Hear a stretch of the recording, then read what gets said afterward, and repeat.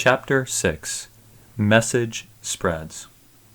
The Sublime commanded the messenger that it was time to deliver the message to his close family. The messenger walked to the top of a prominent hill at the center of the city, close to the sanctuary.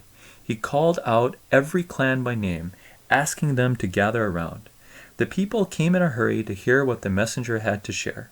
The messenger asked, "If I were to tell you that armed horsemen are beyond this valley, heading toward the city to attack you, would you believe me?"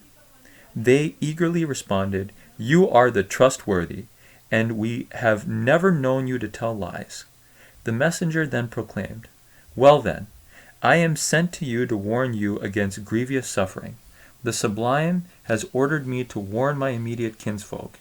It is not in my power to secure any benefit for you in this life, or any blessing in the life to come, unless you believe in the oneness of the Sublime. People of Quraysh, save yourselves from hell, because I cannot be of any help to you. My position is like one who, seeing the enemy, ran to warn his people before they were taken by surprise, shouting as he ran, 'Beware, beware!'" After these powerful words were delivered, the messenger's very own uncle, Abu Lahab, retorted in anger, "May you perish! Is this what you called us here for?" The messenger asked, "Will any of you believe in me and help me in this matter?" The tribesmen looked back at him with a blank stare. They said very little. Then Ali, the 10-year-old cousin of the messenger, stood up and bravely exclaimed, "I will be with you and stand by you." The people burst out into laughter at the prospect of a young boy being the only one to respond favorably. Shortly thereafter, the crowd dispersed. Most people who listened to the messenger would shake off the words and move on with their work. Later on, they would remember what they heard as it crept back into their thoughts, like they would remember the light of a particularly radiant sunrise. While only a few people accepted the faith early on, a transformation seemed to be on the horizon. The messenger decided to gather 40 of his extended relatives for dinner, including Abu Lahab, despite his sharp rebuke. Abu Lahab was known for following traditions blindly and for having a quick temper.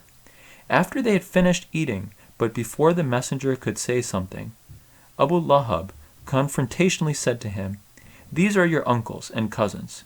You may speak to them, but you have to leave off apostasy. Do not turn away from the faith of your people, and do not expose them to the anger of the peninsula's tribes. Your people cannot face up to opposition by the whole of the nation, and they cannot be expected to face them all in war. It is better for you that you revert to the religion of your fathers and grandfathers. Otherwise, we will have to put you in confinement until you are cured of the illness you are suffering, so that we can spare you an attack by the peninsula's tribes. I have never heard of anyone who caused his father's offspring anything worse than you have done." Abu Lahab was visibly shaking with anger.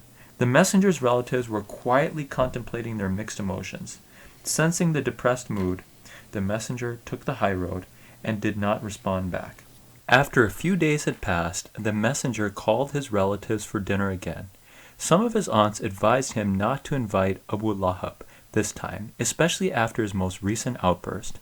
The messenger thought about it but decided to take it in stride, extending a second dinner invitation to Abu Lahab as well.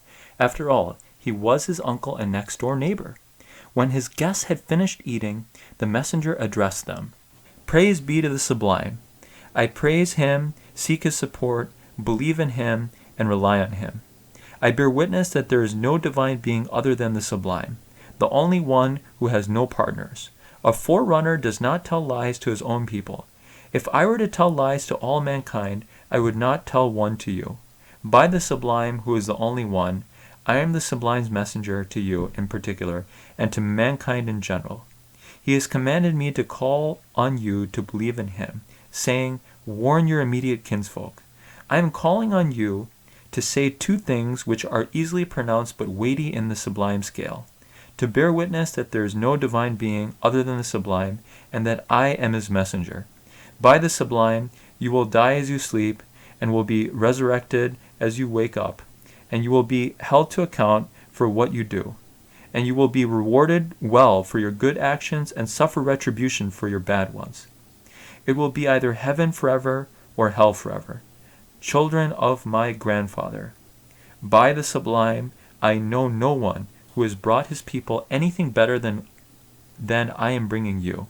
I am offering you the happiness of this world and of the life to come. Who will accept my call and support me in furthering it?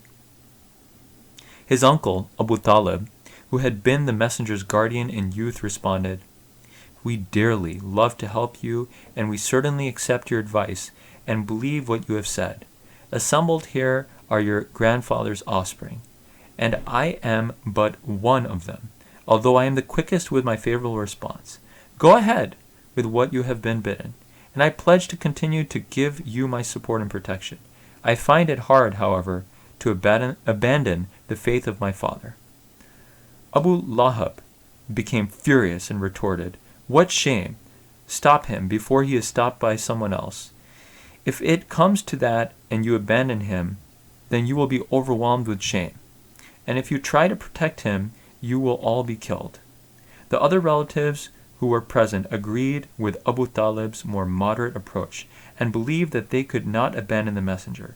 Seething, Abu Lahab stormed out of the room. The Quraysh started to become very concerned. They believed that the spread of the faith could cause division and hurt their business. The messenger was calling on people to submit to the sublime alone, which would cause their idol gods to be eliminated and could potentially reduce travelers from visiting the city to pay polytheistic homage as they had in the past. The Quraysh decided to go to Abu Talib, the messenger's uncle, and asked him, Abu Talib, you enjoy a position of honor and respect among us. We have requested you to stop your nephew, but you have not taken any action. We certainly cannot just sit and do nothing when he continues to speak ill of our forefathers and to ridicule us and our gods. You have to stop him, or we will fight him and you over this question until one of the two parties is destroyed. When his guests left, Abu Talib called the messenger to him. Abu Talib confided in his nephew, You see the difficulty of my situation. Do not put my life and your life at risk, and do not burden me with what I cannot bear. Looking at him calmly, the messenger responded, Uncle, should they give me the sun in my right hand and the moon in my left hand in return for abandoning my call, I would not do anything of the sort until the sublime has brought this message to triumph or until I have perished. The messenger then turned away from his uncle, tears streaming down his face and his features set with absolute conviction. He braced himself against further denunciation and began to walk away. Calling him back, Abu Talib reassured the messenger, My nephew, you may go and say whatever you like. I will never withdraw my protection from you, and never will I let you down. With that, the messenger breathed a sign of relief and joy. Abu Talib looked at the messenger. The man who stood before him was indeed the son of his brother, and the same incredible boy whom he had raised as one of his own. The messenger smiled back at his uncle. From then on, Abu Talib would bravely provide protection to the messenger for as long as he could, despite the relentless opposition from the powerful Quraysh. Desperate and unwilling to sit idle, the Quraysh devised a plan. Trying to dissuade the messenger, they said, You worship our gods one day, and we'll worship the sublime the next day. The messenger rejected the polytheistic proposal. The Quraysh then decided to offer the messenger an unprecedented amount of money in exchange for suspending his efforts. Again, the messenger turned it down. The Quraysh said, You want women? We'll marry you to the most beautiful virgins in the Quraysh. The messenger rejected this proposal too. The Quraysh offered, You want to be a king? We'll make you a king over us. Many great men would have accepted these seductive advances, but the messenger repeatedly turned down their offers as he was on a mission that could not succumb to vain desires. The sublime reveal, I will not worship that which you worship, nor will you worship that which I worship. To you be your way, and to me mine. With these verses, the messenger knew how to respond further to the Quraysh. When both the messenger and his uncle Abu Talib, rejecting desperate Qurayshi attempts to suffocate the message from spreading, the Quraysh resorted to terrorizing and brutalizing the believers, especially those who lacked social status. Slaves who accepted the faith were beaten, tortured, and asked to renounce their belief in the sublime. The messenger's best friend, Abu Bakr, would come upon slave owners in the act of torturing their servants. Abu Bakr expended his personal wealth to buy the freedom of 7 slaves. The sublime promised such noble acts with great reward, and the messenger was particularly happy with Abu Bakr's selfless actions. A family of 3, including father, mother, and son, accepted the faith early on. Abu Jahl of the Quraysh learned of this and was incredibly displeased. He organized a group to systematically torture the family of 3 who believed in the sublime and the messenger. Despite the suffering that they went through, they held firm to their faith. The messenger passed by one day while the Quraysh were torturing this family. He was outnumbered and could not free them at that time. The messenger said to the family, "Heaven is our meeting place." Weeks went by as Abu Jahl continued his brutality. The wife of the family protested the treatment she was being subjected to. Abu Jahl was so angered that he grabbed a spear and stabbed her in her private parts. He then turned to the husband and kicked him until he too died. This brave husband and wife were the first to be martyred for believing in the sublime and the messenger. Given the hard times, some of the followers complained to the messenger, "Will you not pray to the sublime to help us?"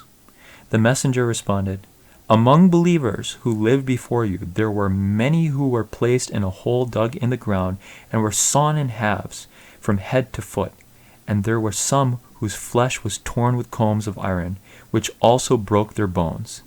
They did not turn away from their faith. By the sublime, the Divine One will certainly accomplish his purpose until an individual traveler can travel, fearing no one but the sublime. You are only precipitating events."